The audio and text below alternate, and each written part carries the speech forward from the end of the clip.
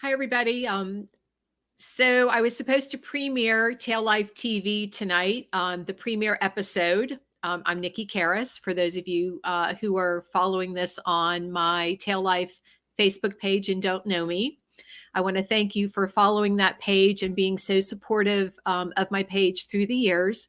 And I was hoping to premiere my new podcast tonight, but unfortunately, my guest, Eileen Diaz, had some trouble with her phone.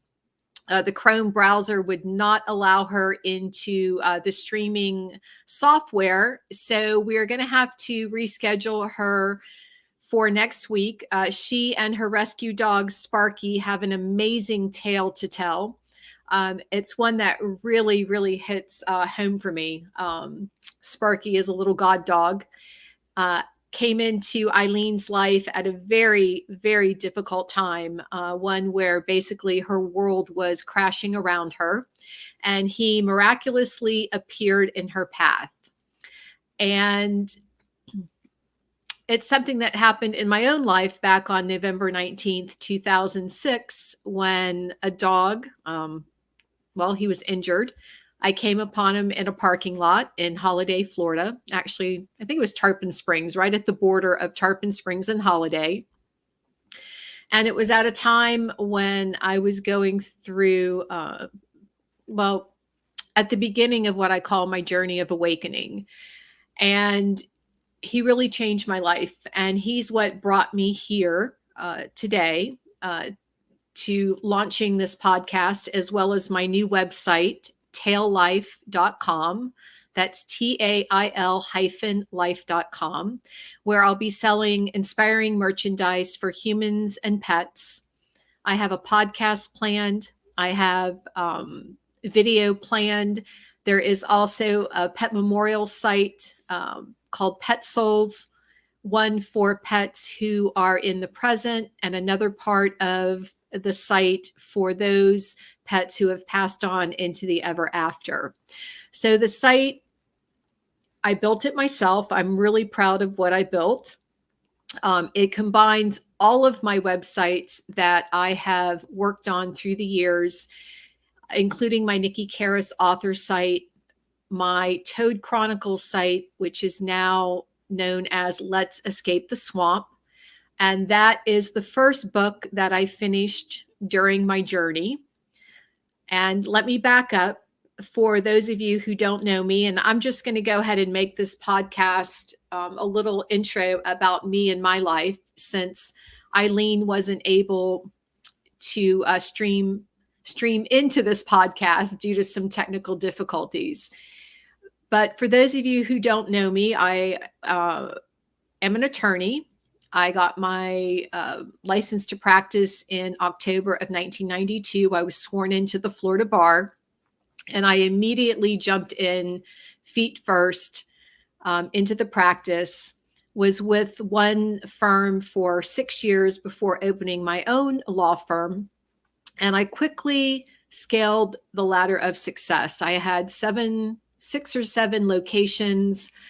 I practiced personal injury law. I didn't advertise, but just a few advertisements in the phone book, and quickly amassed a huge collection of cases, over 400 cases. And I was working probably 100 hours a week, no lie. I would go into my office 3 or 4 o'clock in the morning, and I would work until 10 o'clock at night. And I would literally bury myself in my work to sort of, I guess, numb myself from some of the negative experiences I had gone through in my life, which included a lot of experiences where I was badly bullied. And so I buried myself in my work from, let's say, I opened my firm April 19th, 1999, 2006. I was pretty much at the breaking point from exhaustion of building this practice. And lo and behold, there was this dog in a parking lot. And I don't want to tell you the rest of the story, because that goes into, hold on one moment. I'm trying to get used to all of this live podcasting, excuse me. So this book, it's called God Dogs. It's available on Amazon, $12.99 for a paperback, $9.99 for ebook format. You can also purchase it on my website, taillife.com. You'll get an autographed copy. If you purchase $60 or more, I send you a free gift, which is a beautiful chakra bracelet. But in any event, this is book one of the series, is the story about me. And it's about my life and how I was on top of the game and it all came crumbling down. Sorry. I get a little emotional talking about it. And how this group of just mutts, all of my dogs are rescued off the streets from Turkey to the Bahamas, a few dogs from high kill shelters in Florida. I only have one of those left. Her name is Zoe. But in any event, sorry about that, guys. They changed my life. And what I hope to do with this podcast and with my website is to share all of your amazing tales of how your animals have changed your life. I think the world is in a really, really bad place right now. There's just so much division, so much hatred, so much animosity. And everybody just seems to be spinning. There seems to be a lot of chaotic energy going on, and everyone seems to be caught up in their own little world, trying to survive. Sorry about that. Anyway, and I'm hoping through this podcast and through my various books and my inspirational writings and my social activism site that I can help bring some unity to this world.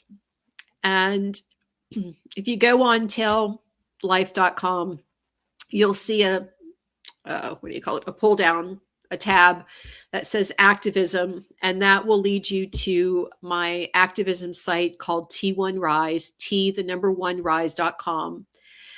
And that's where I hope to share stories of forgiveness, of unity, of Black and white uniting together as one race. It's called Grace.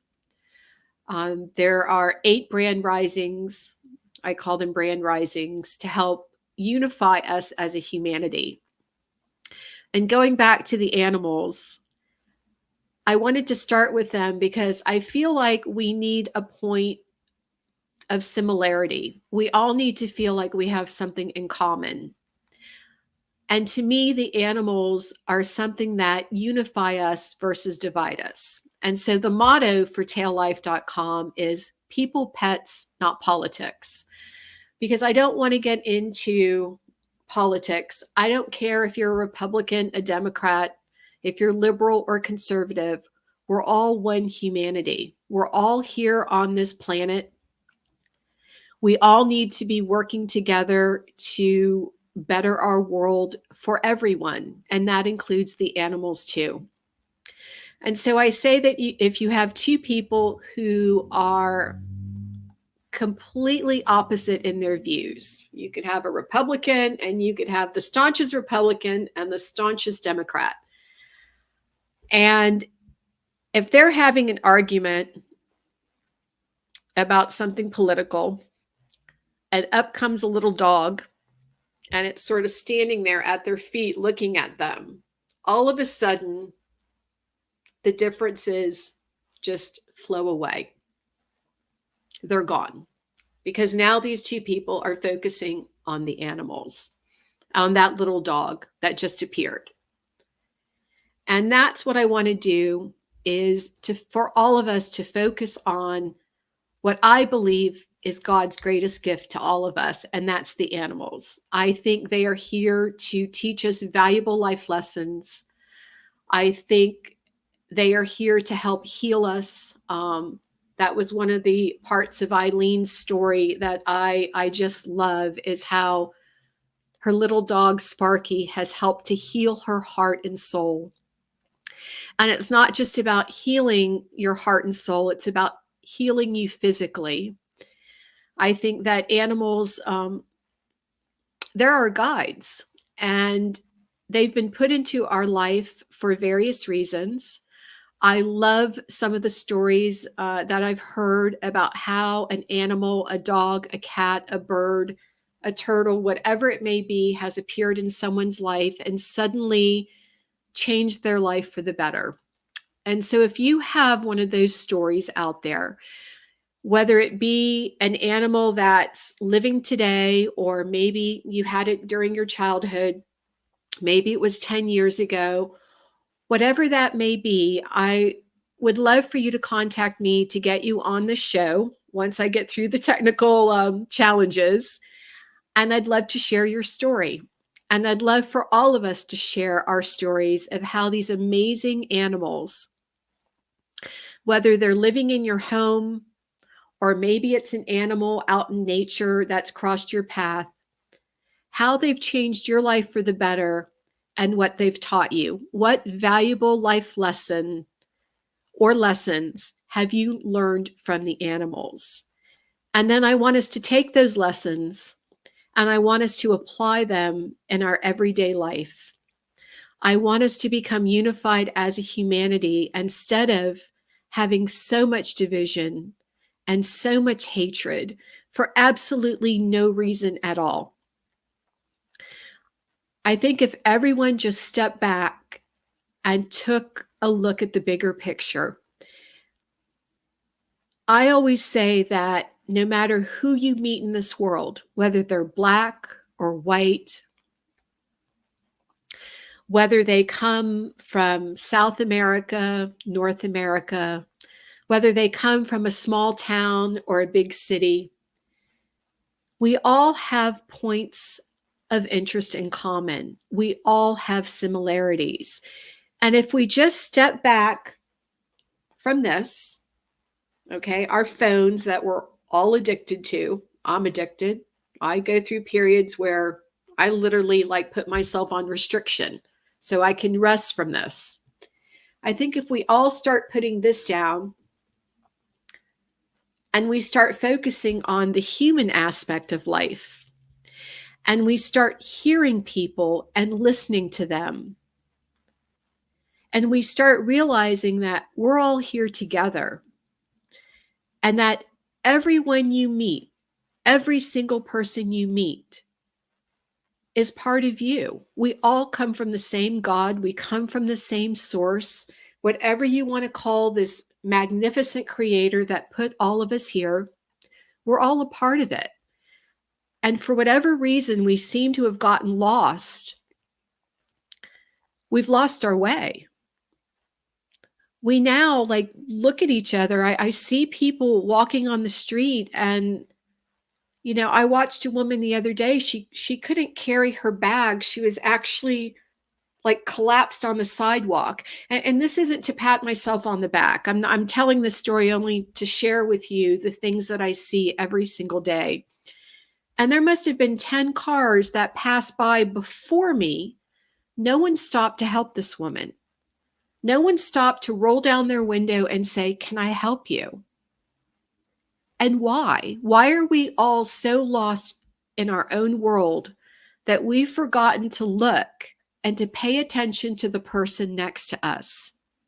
To the little old lady the other day, when I say little old lady, gosh, my mom lived to 95. She would have cringed if I called her a little old lady. But to the older woman who was headed into the Winn-Dixie grocery store the other day, who had 2 canes, and the poor woman was struggling to get into the store to get to a cart. And all these people passed by her, and only myself and another woman stopped and said, "Can we help you?" To get her a cart so she could balance herself to then go into the store to buy her groceries. And my question is, why did those 10 or 12 or who knows how many people pass this woman by before someone, I wasn't the first one to stop. A woman in front of me stopped to help this person. And why aren't we doing more of this in our world right now? And why aren't we doing more to help the animals? Right now, what's going on in this world with regard to the animals is heartbreaking. There are more animals being euthanized now than ever before. The rescues are overrun. The shelters are overflowing. If you talk to anyone involved in rescue, they will tell you this is the most difficult time ever for the animals, and how heartbreaking it is for them, for the work that they are forced to do every single day to try to keep their heads above water in order to help the voiceless of this world. And so I'm not scolding anyone. I know I sound like that. I guess I'm just a little angry about what's going on in the world right now. I'm angry about the politics. I'm angry about the division that's taking place. Just so you guys know, I'm an independent. I'm down the middle. And that's where I plan to be. I say, be neither black nor white, but always be gray. Always be down the middle. Be grace. And so I just want everyone to wake up and look around and say, what can I do to help make this world a better place for everyone? And that includes the animals too. Whether you donate to a local organization or foster an animal, or whether you just lend support and comfort to someone you might know who is in rescue, or whether you go out and adopt an animal. And if you can't do any of that, that's fine. Just put some good vibrations out there that things start to change for the better. Because you know what? If we're treating the animals the way we are, imagine what's happening to our children. Because you know what? This has been the absolute worst time ever for humanity. And not only have the animals suffered, but our children have suffered, our elderly have suffered, and we've all suffered. And it's time that we begin a journey of healing. And I want that journey to begin with the animals in partnership with us as we build a better world for all. And so going back to my personal story, I don't know how I got here. I practiced law from October of 1992, built my own practice, was on top of the world, and God just had other plans in mind for me. And in January of 2019, I closed my law practice, was ready to launch what I thought was going to be the biggest company ever, inspirational company. My dog, Buck, ate a 10-pound bag of chicken and required emergency surgery. He fished it out of the sink of the guest house.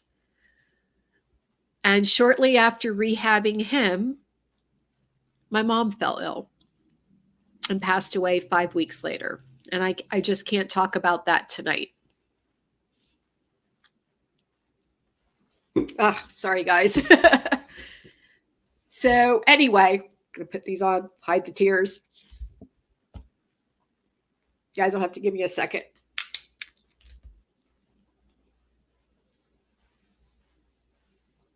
So those of you who followed me on Facebook know how much I love that woman. So I say love because I know she's still here with me. But in any event, my mom passed away and I grieved for about a year. And then right when I was ready to launch what I thought was the next idea, which was God Dogs, and was going all over the world to video the street dogs and to launch my book, COVID hit. And that sent me in a tailspin because now all of my plans were blocked, couldn't fly, couldn't go places. And that's when I went back and redid all of my websites. And that's how I landed here with Tail Life. And so Tail Life is pretty much for all of us because we all have a tail, right? I I think I looked it up. There's only like a couple of animals out there, maybe an amoeba or something that doesn't have a tail. So I just thought it was a great play on the word tail. Tail is a great play on the word tail, Tale. Because I want all of us to share our tales, because I think we all have tales to share, whether it's with the animals or not. I want to hear your story, and I want to hear your voice. And I know that the world wants to hear your voice as well. And so I'm finding mine once again after being really down in life. And it's time to rise back up like the phoenix from the ashes. I've gotten some really cool signs this past week when I rescued this adorable little kitten named Perry from North Florida, who, by the way, got adopted today, or will be adopted by a wonderful woman named Sally. She saw her picture, and it reminded Perry reminded her of her cat who just passed away. So Perry will be going to a wonderful home, and I'm very excited. But the rescue of Perry brought me some amazing signs about my journey and about where we are as a world. And the old world is going to die, guys. So get ready. It's going to be a bumpy ride. But the good news is, from the ashes, we're going to rise like a beautiful phoenix. And I don't just want it to be about humans rising. I want it to be about us rising in partnership with the animals. Because truly, in my opinion, they are our greatest resource. I think I have an inspirational saying that says, it's the greatest partnership we can make. And we need to do it with them. We need to do it all together as a humanity. And we need to create a really beautiful world for the future generations. I don't have children, human children. I never had that opportunity. But I worry for them. And I worry about what their future is like or will be like. And I have 2 great nephews. And I worry for them. And I worry for every child that I see and meet. And those, that I see on Facebook or social media through friends. Because I want them to experience the same things I did as a child. And that was going out and riding my bike and going down to the library and checking out a book and reading a book. And it was about having a sense of freedom and not being censored for everything that I said or did. I was a free child. I mean, I was kind of raised like an only child because my brother's 19 years older than me. My sister's 13 and a half or 14 years older than me. So I was pretty much raised like an only child, having so much of an age gap between my sister and my brother and I. But it was a wonderful childhood, and that's what I want to see for the future generations. And one of the things that was just so awesome was having a Greek family. Well, my mom was not Greek, but my dad was. But, everybody in everybody's business, and sometimes it could be a little suffocating. But I love the family aspect of it. And it's one thing that I miss out here in my own life, not being married and not having children. And so I know what it's like not to have that. And I don't want that for anybody else in their life. I want to see us start to reconnect as families. I want to see the tribes form. And I want to see people come together as communities instead of being so separate and so distanced from each other. So anyway, I just kind of got off on talking. So I'm just speaking from my heart. And my heart hurts for the world. It hurts for the animals. And it's time we all just stop and take a deep breath and reevaluate what we really want from our lives. And it's time that we start building that and moving forward into a new tomorrow, into a new earth, as some people call it. It's time to let go of these old ways, and it's time to build something really, really beautiful, not just for ourselves, because that would be selfish, but for all the generations to come. And so I'm going to leave it on that tonight. Sorry about the technical difficulties. Hopefully I'll get those worked out. I'm supposed to do a podcast tomorrow night. I look forward to sharing my guest story if I could get all these technical components worked out. Her name is Esther, and she has 2 rescue dogs. She's had a couple other rescue dogs in the past. But what I really love about her story is that she started doing something totally different, martial arts, at a later time in her life, and is the oldest person in her class. And I won't share anymore. I will let her share her story with you, because I think it's one that's incredibly inspiring, something to inspire all of us to go out and try something new in our life. And then on Saturday at 2:00, I'm going to go live with another guest. Her name is Jackie, and she adopted an adorable Bahamian pot cake. And for those of you who know me, you know I have a whole sanctuary of rescue dogs from the Bahamas, one from Harbor Island and several from the island of Eleuthera. And in any event, I love the pot cakes. They beat to their own drum. But then I also have Turkish street dogs, and they're more royal and, regal. And yet my pot cakes are a little bit feral, some of them. Anyway, just 2 totally different personalities. But here's where I'm going with this. They coexist. They're from different parts of the world. They have different personalities. They look different, and yet they get along. Now, granted, we have our little fights here and there. But I look at them and I think, you know what? If dogs from different parts of the world can get along, why can't humans too? And so I only have one left, which is my Florida dog, Zoe. But at one time I had 4 dogs from a shelter up in North Florida. And then I had my beloved Picasso, who passed away in November. He was my soul dog. I lost 3 dogs within 4 months of each other, 4 male dogs, all older, but still it was devastating. And they were all from Florida. Anyway, at times I would have, a mix of Turkish, a mix of Bahamian, and some Florida dogs all in there together, and everybody was getting along. And so if dogs can do it, cats can do it, the animals can do it, so can humans. And so that's what we all need to strive for. So on Saturday, I'll be sharing Jackie's story about her soul dog, Ara, and you'll hear a little bit about her heart dog, Karma. And then next week, I am lining up some guests, some different guests. So if you have a story to tell, whether it be about a dog, a cat, a bird, a turtle, tortoise, pig. I have a friend who has a pig, and he's I met the pet pig, adorable.